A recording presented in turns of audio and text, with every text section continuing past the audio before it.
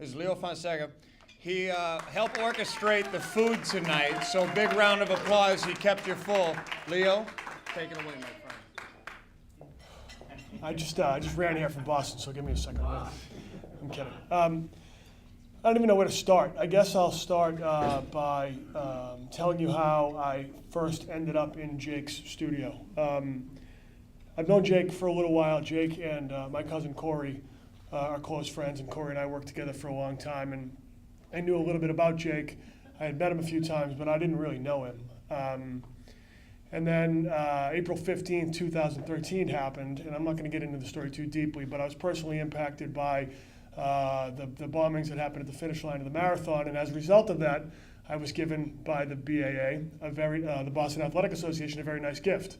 They gave me 2 free entries into the Boston Marathon, and for a runner, that would be a wonderful gift, but for somebody who was 30 pounds overweight and never run more than 3 miles in their life, really what it was is it was a smack in the face. So the story kind of goes like this. I called my brother, and I said, hey, Greg, I got these free entries into the Boston Marathon from the BAA, and I'm thinking about maybe donating them to charity. Could you have any in mind or whatever? I'm thinking about maybe giving them the One Fund. And my brother said, yeah, that's a really nice thing. They probably could use them to raise money. And then that night I went out to dinner with a bunch of other folks who were also impacted, some of them much more seriously than I was, and a couple of them were amputees. And I heard them talking about what they were going to do with their entries, and they were saying the same things that I was. And I was like, wow, what's my excuse? That I'm just too lazy to train? Like, that's a pretty pathetic excuse.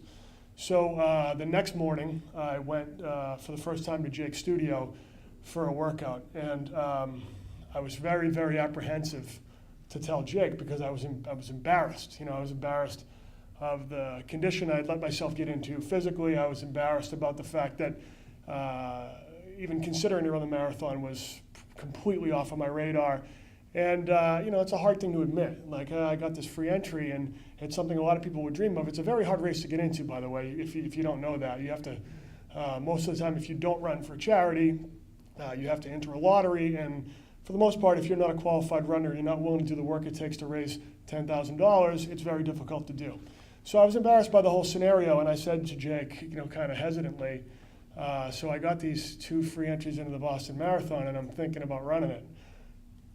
Hoping, I guess expecting, and certainly hoping that he was going to say, you're nuts, forget it, give the entries away. But anybody that knows Jake knows that was not the answer. I didn't get the answer I was hoping for, I guess. He was fired up. He's like, you can do it. You can absolutely do it. I want you to go home today, run today. Just go out and run as long as you can, for as long as you can, not fast, don't worry about the mileage, just try to give me 30 minutes. And I was like, come on, I can run 30 minutes. I was an athlete in high school, I was an athlete in college, I can run for 30 minutes. I ran for like 4, and I was gassed.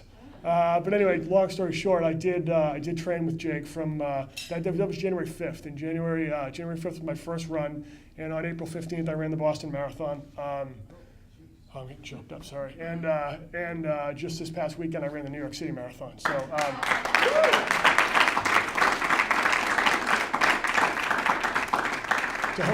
don't clap too much. I was pathetically slow, but I did it. I couldn't have done any of that. And I heard Meredith talking before me about the physical part. And I think the physical part is what's obvious and maybe somewhat expected, right? If you're at a position in your life where you are working out in a gym and paying a personal trainer, you would expect physical improvement and results, right? I mean, that sort of seems obvious. The equation is there.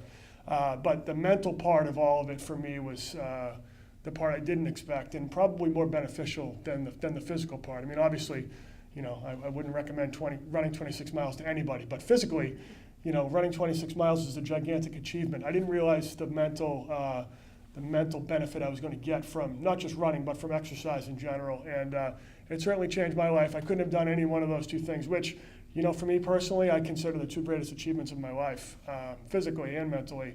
And I couldn't have done either one of those 2 things without working out with Jake and learning from him the physical attributes I needed to run, but also learning the mental stamina that it was going to take, and also just the positive energy that he brought to the table every day. I mean, I remember one day very specifically where I went to the studio and I just did not feel like working out. I just wasn't in the mood.